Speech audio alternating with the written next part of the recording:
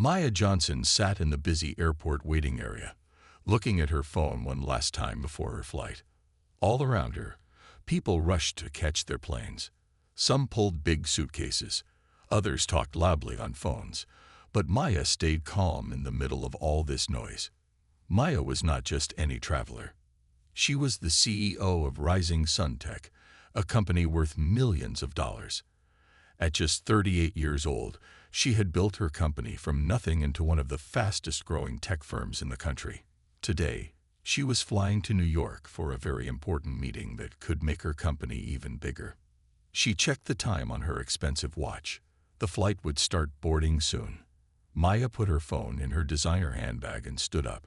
She smoothed down her dark blue suit and walked with confidence toward the gate. Many people noticed her as she walked by.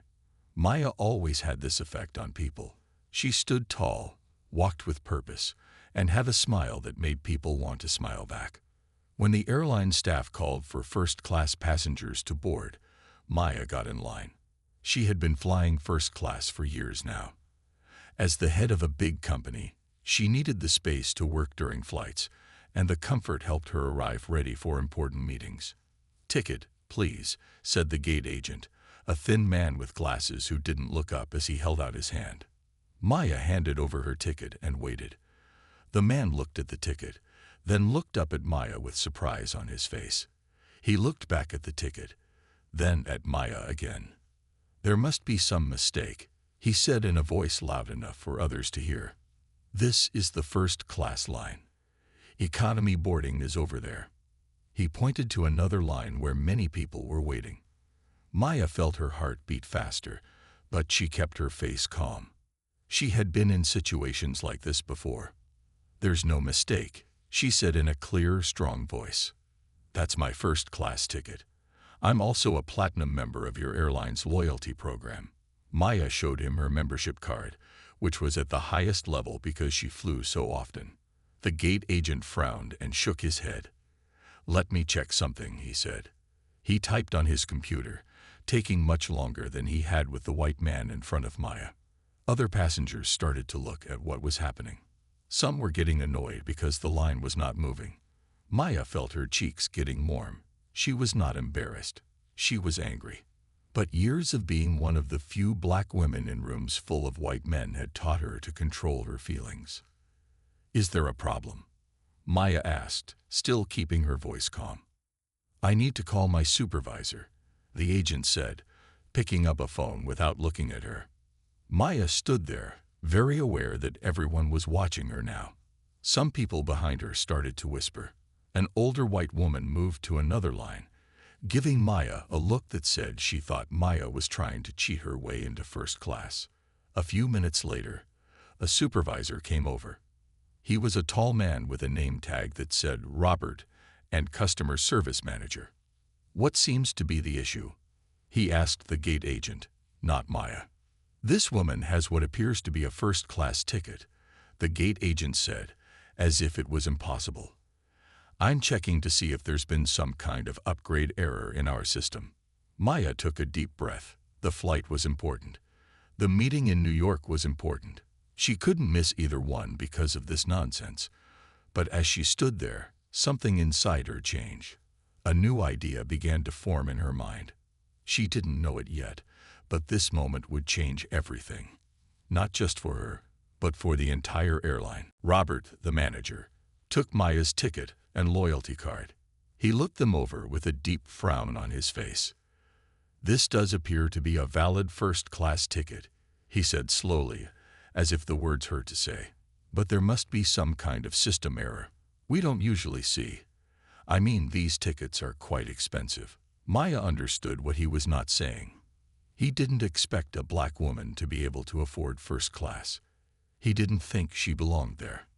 "I've been a platinum member for 5 years, Maya said. She kept her voice steady, even though she felt like screaming. "I fly first class at least twice a month for business. There is no error." People were still watching. Some had their phones out now. Maya wondered if they were recording this. After what felt like forever, Robert handed back her ticket and card. "You can board," he said. But then he added, We'll need to look into how this happened. Maya took her things and walked onto the plane. A flight attendant showed her to her seat in the first row. As Maya sat down, she noticed how the flight attendant looked surprised, just like the gate agent had. "Can I get you a drink before takeoff?" the flight attendant asked, her smile not reaching her eyes. "Water, please," Maya said. As other first-class passengers boarded, Maya noticed how differently they were treated. The flight attendant smiled warmly at them. She joked with the white men in business suits. She remembered one man's name and asked about his family. Maya took out her laptop, but she couldn't focus on work. Her mind kept going back to what had happened at the gate. This wasn't new to her. As one of the few black women CEOs in tech, she often had to prove she belonged in fancy restaurants, high-end stores, and business meetings. Usually, Maya would take a deep breath and move on. She had a company to run, but today felt different. Maybe it was because she had been publicly shamed. Maybe it was because she was tired of always having to prove herself. Or maybe it was because she now had the power to do something about it. When the flight took off, Maya didn't open her work folders as planned. Instead, she opened a new document and began to type.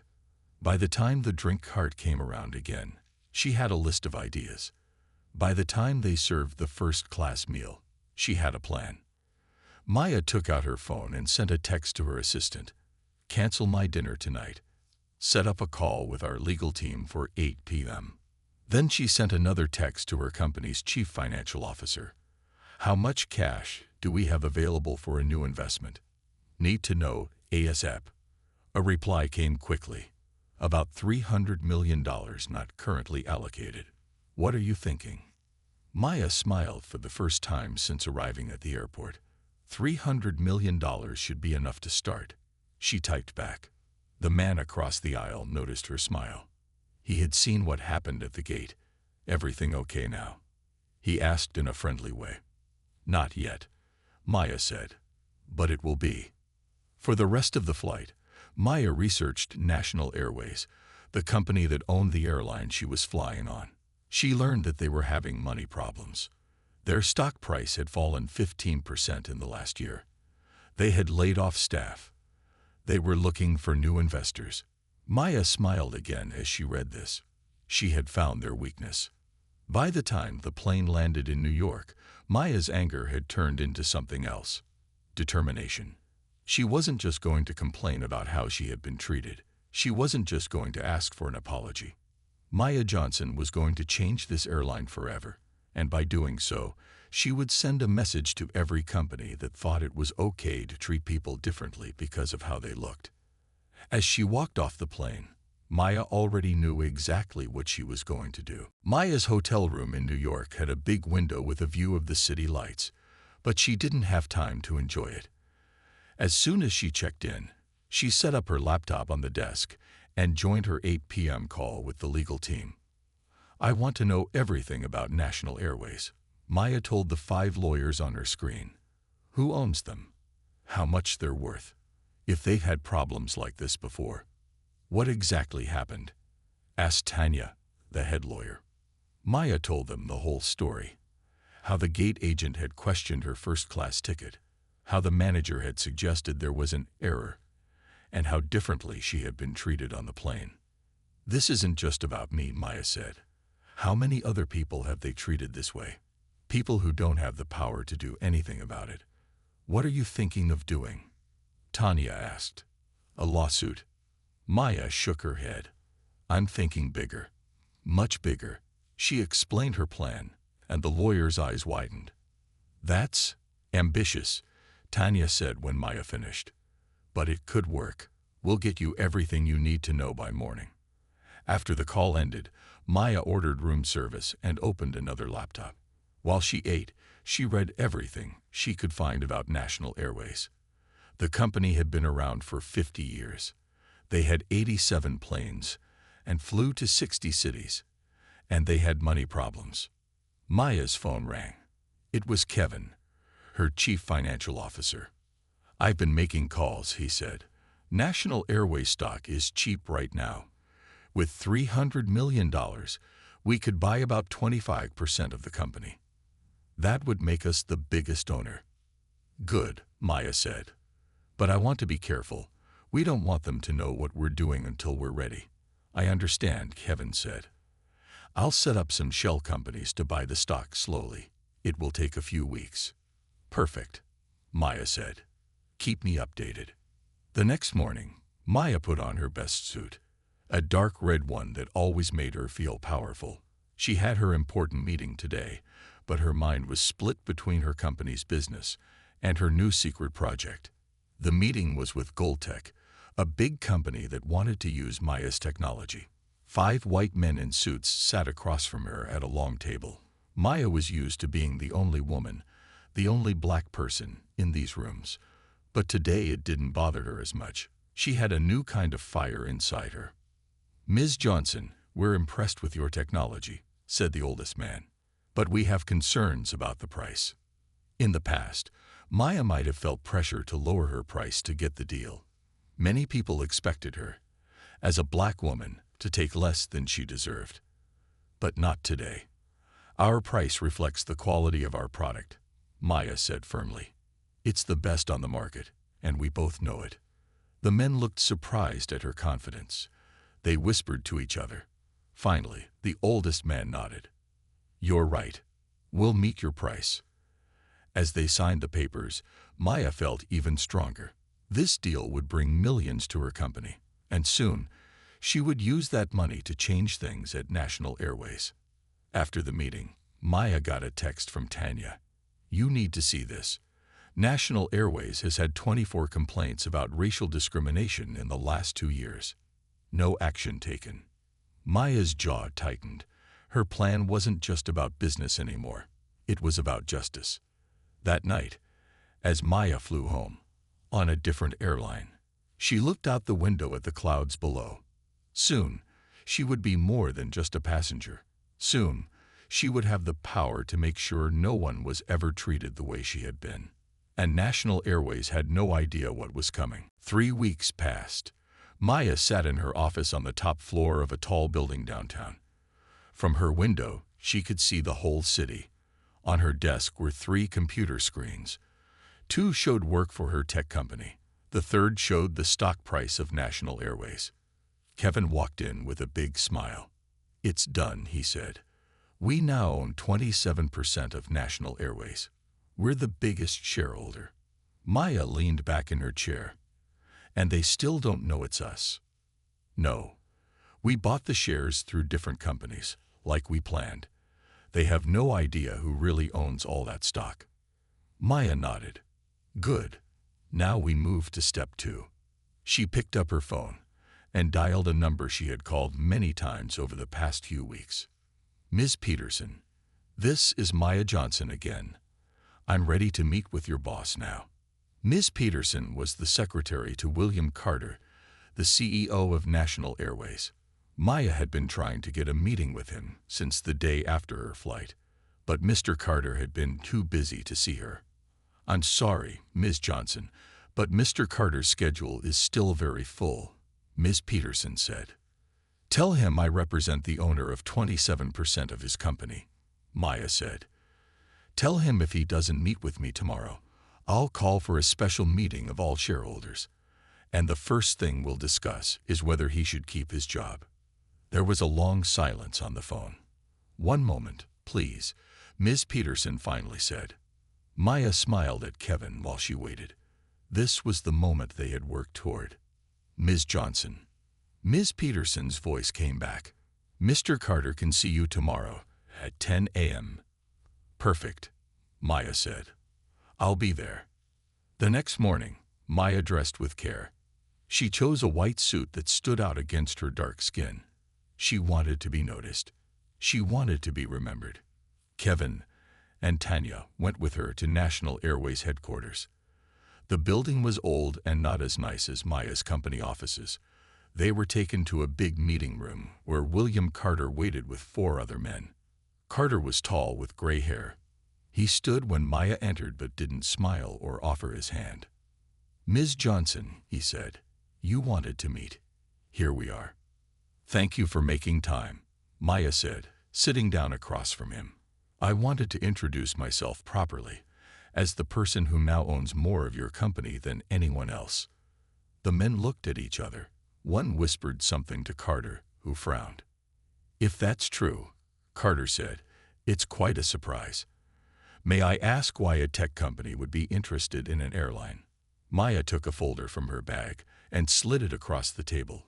3 weeks ago, I was a passenger on one of your flights. I had a first-class ticket, but I was treated as if I didn't belong there. Since then, I've learned this happens often on your airline. Carter didn't open the folder. If you had a complaint, there are proper channels. I'm not here to complain, Maya cut in. I'm here to make changes. She pointed to the folder. Inside are reports of 24 discrimination complaints against your airline in the past 2 years. No action was taken on any of them. The room got very quiet. Carter's face turned red. Also in that folder, Maya continued, is my plan for changing National Airways.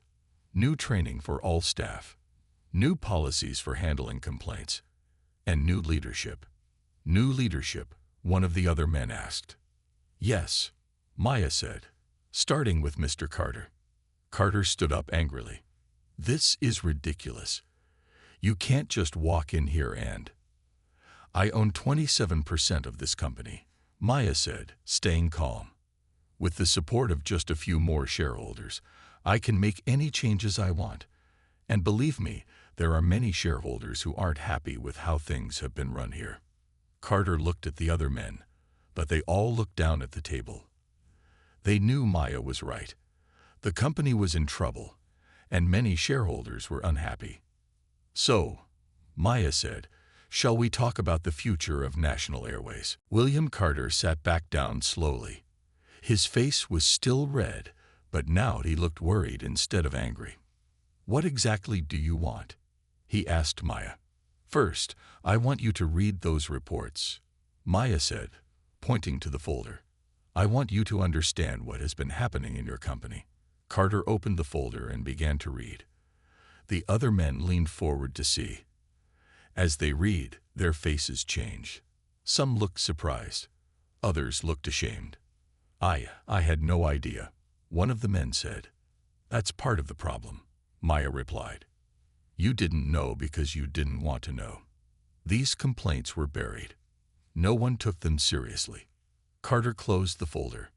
Even if these things happened, you can't just take over our airline because of one bad experience.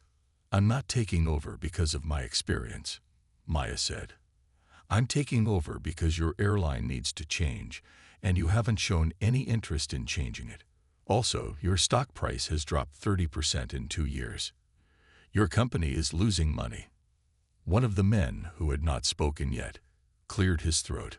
Ms. Johnson is right about that. We've been having serious financial problems. Carter glared at the man, but didn't deny it. So here's what's going to happen, Maya continued. I'm calling for a special meeting of all shareholders next week. At that meeting, I'll propose a new board of directors and a new CEO. You want my job, Carter said flatly. Maya shook her head. No, I already have a company to run. But I will choose someone who understands that discrimination is bad for business. Someone who will make real changes. And if we fight this, Carter asked. You'll lose, Tanya, Maya's lawyer, spoke up. We've already talked to other major shareholders. They support Ms. Johnson's plan. They want the airline to do better. Carter looked defeated. When is this shareholder meeting? Next Thursday, Maya said. 1 week from today. Until then, I expect you to start reviewing all staff involved in discrimination complaints, starting with a gate agent and manager from Flight 372 3 weeks ago. Carter's eyes widened. That was your flight? Yes, Maya said. And I never want anyone else to go through what I went through. Maya stood up to leave. The meeting was over. But as she reached the door, Carter called after her. Wait, he said. What if I agree to make the changes you want? What if I stay on as CEO but follow your plan? Maya turned back. This was not what she expected. She looked at Kevin and Tanya, who both seemed surprised too. "Why would you want to do that?" Maya asked. "Because I built this airline over 20 years, Carter said. His voice was quieter now. "I don't want to lose it. And," he hesitated, "if these things really happened, then I've failed as a leader. I want a chance to fix it." Maya studied his face. Was he sincere, or just trying to save his job? "Send me a detailed plan by Monday," she finally said. "Show me exactly how you'll address discrimination in your company. If it's good enough, maybe we can work together." Carter nodded. "Thank you." As Maya, Kevin, and Tanya walked out of the building, Kevin laughed softly. "That was not how I expected this meeting to go," he said. "Me neither," Maya admitted. "But maybe it's better this way. Real change has to come from inside. If Carter is serious about fixing things." "Do you think he is?" Tanya asked. Maya thought about it. "I don't know, but he has until Monday to prove it. And either way, National Airways will never be the same." What Maya didn't know was that someone had taken pictures of her going into National Airways headquarters, and soon her story would spread far beyond one airline. The next morning, Maya woke up to her phone ringing. It was Zoe, her public relations director. "Have you seen the news?" Zoe asked, her voice urgent. "No, I just woke up," Maya said, sitting up in bed. "What's going on?" "You're all over social media and the morning news shows. Someone took pictures of you at National Airways headquarters yesterday. Now everyone's talking about how you bought part of the airline that treated you badly." Maya got out of bed and turned on her TV. Sure enough, there she was on the morning news, walking into National Airways building in her white suit. The headline read, "Tech CEO takes on airline after discrimination." "How did they find out the details?" Maya asked. She hadn't told anyone outside her company about what happened on the flight. "Someone from the airline must have talked," Zoe said. "The story is everywhere. People are calling you a hero." Maya watched as the TV showed tweets from people sharing their own stories of being discriminated against on flights. There were thousands of them. "This changes things," Maya said. "Get the team together for a meeting at 10 a.m. When Maya arrived at her office, there were reporters outside the building. They called her name and took pictures as she walked in. Maya kept her head high and didn't stop to talk. In the meeting room, her team was waiting. Everyone looked excited. "So our plan is now public," Maya said. "This could be good or bad. Good because we have public support. Bad because National Airways might fight harder now to save face." "Carter called twice this morning," Kevin said. "He sounded nervous." "I bet he is," Tanya said. "The public pressure will be huge now." Just then, Maya's assistant came in. "Mr. Carter is here," she said. "He's asking to see you right away." Maya raised her eyebrows. "He came in person. Show him in." William Carter looked different today. His face was tired, like he hadn't slept. He was alone, without his team of men. "Ms. Johnson," he said as he sat down, "I think we need to speed up our timeline." "Because of the news?" Maya asked. Carter nodded. "Yes, but not just because it looks bad for us. Because I spent all night reading those reports in the folder you gave me, and more that I asked my staff to find." He looked truly upset. "This should never have happened at my airline. I should have known about it." Maya studied him.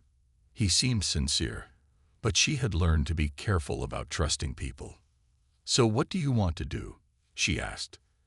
"I don't want to wait until Monday," Carter said. "I've already started writing a plan for change. I want to announce it today with you, if you'll agree." This was moving faster than Maya expected. "What's in this plan?" Carter handed her a tablet. "New training for all staff. A zero-tolerance policy for discrimination. A new system for handling complaints, overseen by an independent group. And," he paused, "the gate agent and manager from your flight have been fired." Maya read through the plan on the tablet. It was detailed. It was good. It was everything she had hoped for. "There's one more thing," Carter said. "I want you to join our board of directors. We need your voice." Maya looked up in surprise. "You want me to help run the airline?" "Yes," Carter said simply. "You saw a problem that I missed for years. I need people like you helping to lead this company." Maya thought about it. This wasn't what she had planned. She had wanted to force change from the outside. But maybe she could do more good from the inside. "Let me discuss it with my team," she said. Carter stood up. "Of course, but we should make an announcement today, together. Show that we're working on this together." After he left, Maya turned to her team. "What do you think?" Kevin smiled. "I think you just got offered a seat at a table where you were once told you didn't belong." 2 hours later, Maya and Carter stood together in front of many cameras and reporters. They were in the big meeting room at National Airways headquarters. The room was packed with people. TV cameras pointed at them from every angle. Maya wore her white suit again. Carter wore a dark blue suit with a tie that matched the airline's colors. They stood side by side at a table with many microphones. "Thank you all for coming," Carter began. His voice was steady, but Maya could see that his hands were shaking a little. "Today, National Airways is announcing major changes to make sure all our passengers are treated with respect and dignity." He told the reporters about the new training for staff, the zero-tolerance policy for discrimination, and the new system for handling complaints. Then he turned to Maya. "These changes wouldn't be happening without Ms. Maya Johnson," he said. "She experienced something no passenger should ever experience on our airline. But instead of just filing a complaint or suing us, she decided to change the system from the inside." Maya stepped forward to the microphones. She had given many speeches before, but never with so many people watching. She knew that what she said today would be heard all over the world. 3 weeks ago, I was treated as if I didn't belong in first class because of how I look," Maya said. "It wasn't the first time I've faced discrimination, but I decided it would be the last time. I stayed quiet about it." She explained how she had bought shares in the airline and what she had learned about the many complaints that had been ignored. "This isn't just about one bad experience or one airline," Maya continued. "It's about a system that lets some people be treated differently than others. Today, we're changing that system." Then Maya announced the biggest news. "I have agreed to join the board of directors of National Airways. From that position, I will make sure these changes happen and keep happening." The room filled with the sounds of cameras clicking and reporters talking all at once. Maya and Carter answered questions for over an hour. Some questions were tough, especially for Carter. One reporter asked why it took a powerful CEO buying part of the company to make changes that should have happened long ago. "That's a fair question," Carter admitted. "I failed to see what was happening in my own company. I failed to listen to complaints. That changes today." When the press conference was over, Maya felt tired but satisfied. She had done something important. As she and Carter walked off the stage, a young black woman in a National Airways uniform stopped her. "Ms. Johnson," the woman said, "I'm a flight attendant here. I just wanted to say thank you. This means so much to those of us who work here." Maya smiled and shook her hand. "What's your name?" "Alicia Thomas," the woman said. "Well, Alicia, if you ever see problems or have ideas for making things better, my door will always be open." Alicia's eyes filled with tears. "Thank you.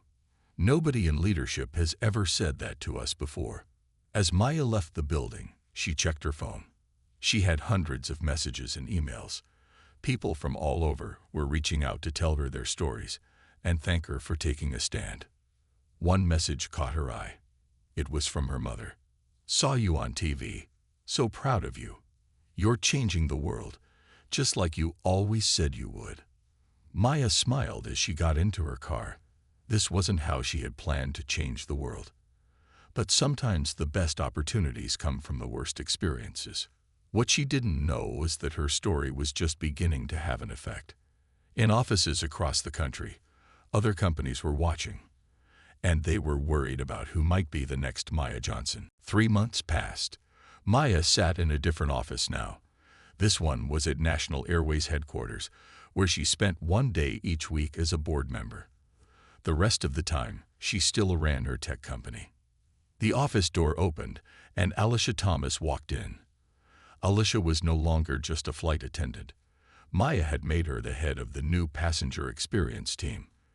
This team made sure all passengers were treated fairly. The new training program is working well, Alicia reported. Complaints are down 70% in just 3 months. That's great, Maya said. What about the staff? How do they feel about the changes? Most are happy, Alicia said. They say flights are calmer now. Passengers trust us more. After Alicia left, Maya checked her calendar. She had a meeting with Carter in 10 minutes. She gathered her papers and walked to the big corner office where Carter still worked as CEO. Maya. Carter greeted her with a smile. He looked different now. Less stiff, more relaxed. Ready for our trip next week. They were going to visit all the airline's major hubs to check on the new training programs. Maya nodded. Working with Carter had been surprisingly good. He had really changed, and so had the airline. Did you see this? Carter asked, pushing a business magazine across his desk. Maya picked it up. On the cover was a picture of her and Carter standing together. The headline read, "The Unlikely Partnership Changing Air Travel." The magazine told their story. It explained how Maya had turned discrimination into positive change, and it showed how other companies were now doing similar things. 5 other major airlines have started similar training programs, Carter said proudly. We're leading the industry now. After her meeting with Carter, Maya rode the elevator down to the lobby. As she walked through, people smiled and nodded at her. 3 months ago, she had been stopped and questioned for being in this building. Now, everyone knew who she was. Outside, Maya got into her car. Her driver, Marcus, greeted her. Where to now, Ms. Johnson? Back to my office, please, Maya said. I have a video call with some students. A college had asked Maya to speak to their business students about what she had done. This was happening more and more now. People wanted to hear her story. When Maya got back to her own company building, she went straight to her office. Her assistant had set up the video call. On the screen were 30 young faces, mostly women, many of them black or brown. They looked excited to see her. Hello, everyone, Maya began. Thank you for inviting me to speak with you today. A young woman raised her hand. Ms. Johnson, what made you decide to buy the airline instead of just suing them? Maya thought about it. I wanted to create change that would last. A lawsuit might have won me money, but it wouldn't have changed how the airline worked. Another student asked, weren't you afraid? You risked a lot of money on this plan. Yes, I was afraid, Maya admitted. But sometimes you have to be brave to make real change happen. After the call ended, Maya looked out her office window. In the months since her story had become public, she had received thousands of messages. Many were from people who had faced similar treatment. Some were from companies asking for her help to improve their own policies. What had started as one bad experience on one flight had turned into something much bigger. Maya had not just changed an airline. She had started a movement. That evening, as Maya walked out of her building, she noticed a young black woman watching her. The woman seemed nervous but determined. As Maya approached, the woman stepped forward. Ms. Johnson, I'm sorry to bother you, but I had to meet you, she said. I'm starting my own company, and your story gave me courage. Can I ask you one question? Maya smiled. Of course. How do you keep going when people try to tell you that you don't belong? Maya put a hand on the young woman's shoulder. You remind yourself that you belong anywhere you choose to be, and then you show them why. 1 year after the day Maya was questioned about her first-class ticket, she stood on a stage in a large hotel ballroom. She was receiving a special award for business leadership and social change. The room was filled with important people from many companies. Maya looked out at the audience as she held her glass award. She saw Carter sitting at a table near the front. He smiled and nodded at her. Next to him sat Alicia, who now ran all customer service for National Airways. At another table were Kevin and Tanya, who had helped Maya with her plan from the beginning. 1 year ago today, something happened that made me angry. Maya began her speech. I was treated as if I didn't belong somewhere, just because of how I look. The room was very quiet. Everyone knew her story now. I could have just been angry and done nothing. I could have complained and moved on. But I decided to do something bigger, Maya continued. Not because I'm special, but because I had the power to make change happen. Maya explained how National Airways had changed in the past year. All staff now got special training about treating people fairly. The airline had hired many more women and people of color for leadership jobs. And they had created a new program that helped small businesses owned by women and minorities. But the best change, Maya said, is that other companies are now doing the same things. Not just airlines, but hotels, stores, and tech companies too. She held up her award. This is nice to receive. But the real reward is knowing that people are being treated better today because of what we did. After the ceremony, many people came to talk to Maya. Some wanted business advice. Others wanted to tell her how her story had inspired them. Maya talked with everyone who approached her. Later that night, Maya rode in her car back to her apartment. She was tired but happy. Her phone buzzed with a message from her mother. Saw you on the news again. Still so proud. Maya smiled. Her mother had always told her to stand up for herself, but to do it smart, not just loud. When she got home, Maya kicked off her shoes and sat by her window. From her apartment high up in the city, she could see the airport in the distance. Planes were taking off and landing, their lights moving across the dark sky. She thought about all that had happened in just 1 year. Her tech company had grown even bigger. National Airways was now making money again and was known for having the best customer service. And Maya had become famous for more than just her business success. Her phone buzzed again. It was a message from a number she didn't recognize. You don't know me, but I was denied boarding on a first-class flight last year. Today, I'm a flight attendant with National Airways. Your story changed my life. Thank you. Maya felt tears in her eyes as she read the message. This was why she had done it all. Not for awards or magazine covers, but for people like this who needed to know they belonged anywhere they wanted to be. The next morning, Maya got ready for a normal workday. As she dressed, she thought about how one bad moment had led to so much good. She had turned anger into action, and that action had created real change. Maya Johnson had always been powerful as a successful CEO, but now she knew a different kind of power. The power to make the world better for others. As she left for work, Maya checked her calendar. She was flying to London next week for a big meeting. She would be sitting in first class, as usual. But now, it would be on an airline that she helped to change. An airline where everyone was welcome, no matter who they were or what they looked like. And that was the greatest victory of all.